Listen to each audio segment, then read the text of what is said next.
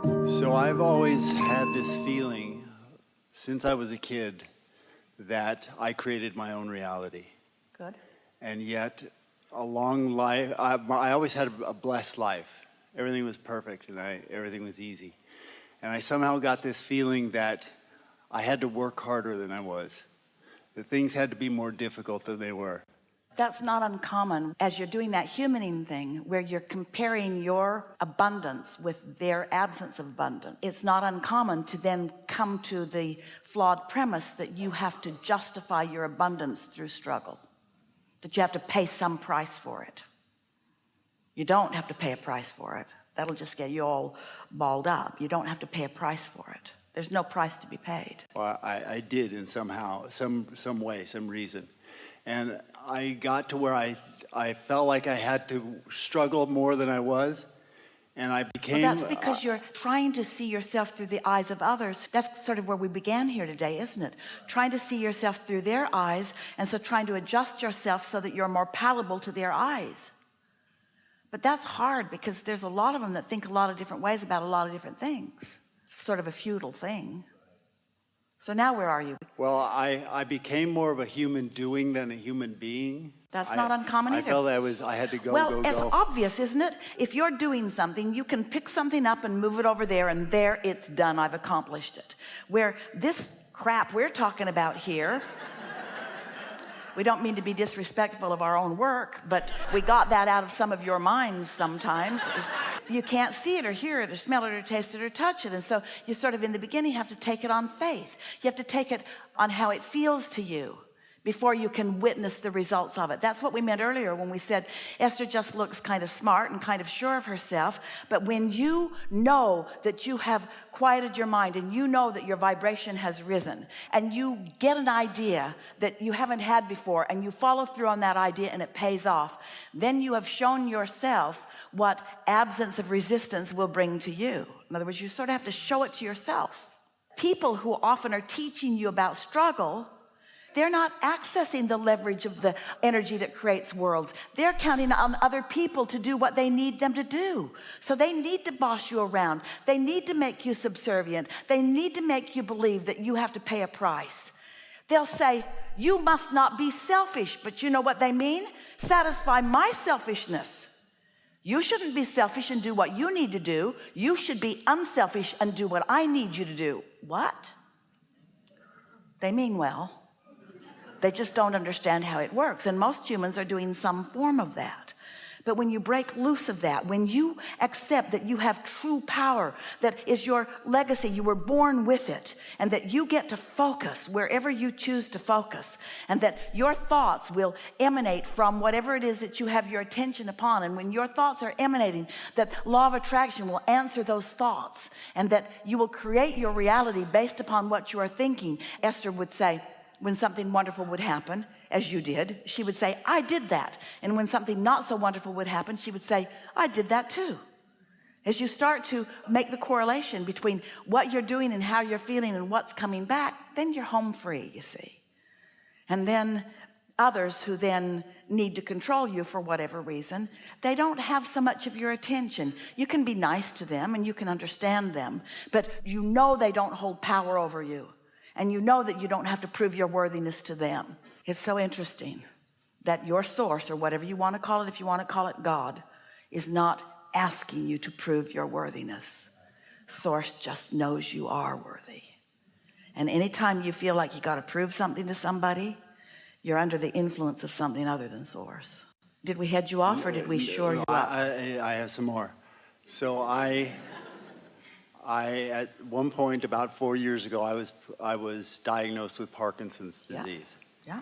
And I've always been, I was told by the doctor, it's debilitating, it'll never get better, and there's nothing you can do about it. It's whatever you believe it is, and if you believe what he believes, then that's where you are. Right, so I said thank you very much, and I fired him and walked out the door.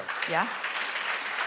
And I started searching around. I said, no, I have my own beliefs and I can create whatever I want to create. And I started looking for the help of somebody to help me out of wherever I was. Well, let us just say to you It's an indication of resistance, and you pinpointed the resistance already. You know how earlier you were asking how you know what it's about?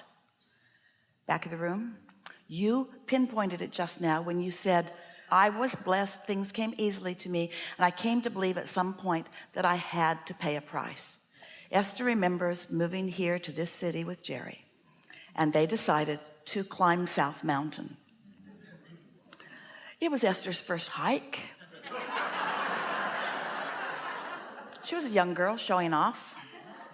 She climbed South Mountain, but by the time she got to the top, she had so overextended her muscles that she had Parkinson's, or the equivalent of it. In other words, that tension, that extending beyond, that having a desire that is stronger than my open valve of belief puts that tension. Doctors aren't considering it from an energetic point of view. They're not even thinking about it in terms of vibration or resistance. They're just moving the piles around of manifestations and finding the commonality in the manifestations, but they're not getting to the heart of it. Right.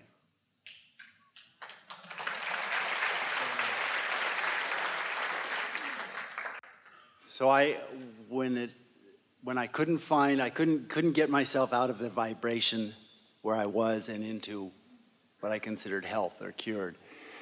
Well, see, that's what we meant earlier when we were talking about pre-manifestational awareness, which is emotion, rather than post-manifestational awareness, is easier, because once you have the manifestation, it's hard not to notice it. Which brings us back to the first statement that we made today with all of you, that most people are offering most of their vibration based upon what they're observing. So now this is what you're observing.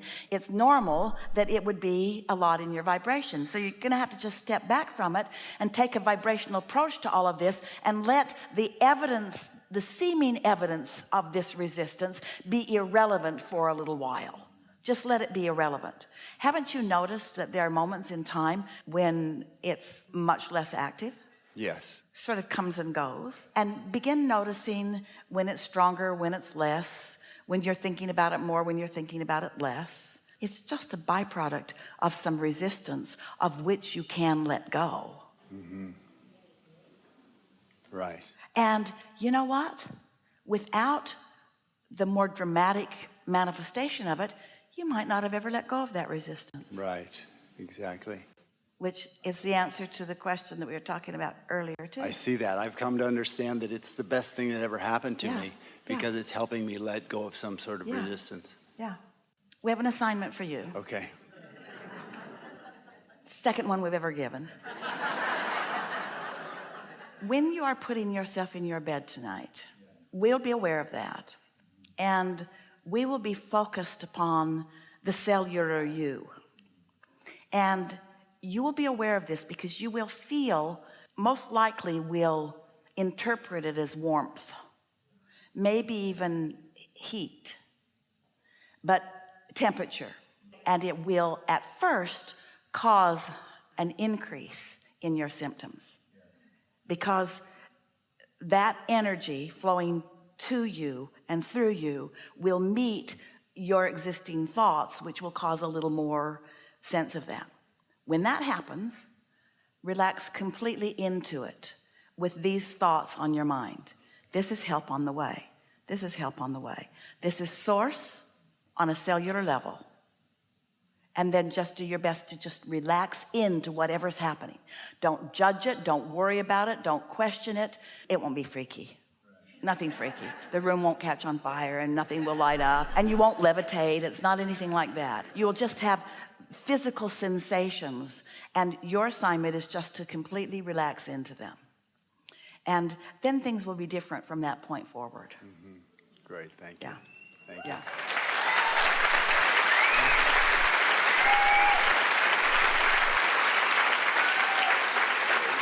Now, see how there's a sort of increase of it right now? Yes, because it's a lot. we've got our attention upon you. Yes. And so it's almost like you can't control yourself because we've got our attention all over you. And so the resistance that you do have is being met. And so that's a normal thing. So if we were to completely withdraw our attention from you, which we can never do, if your inner being could completely withdraw attention from you, which it will never do, then it's that same story again, isn't it? So you know that your inner being exists, yes? Yes, yes, yes, And you know that your inner being has your back and is on your side. yes. Do you know that every cell in your body is known by your inner being? And that the cells of your body are asking constantly? And that when they ask, that source always answers? But that your thoughts about needing to pay a price get in the way. Your cells ask, source answers, and you're in the way, and that's what that's all about. So from now on, as your cells ask and source answers, and you're not in the way, then there won't be any evidence of it. Makes perfect sense, doesn't it, doctor?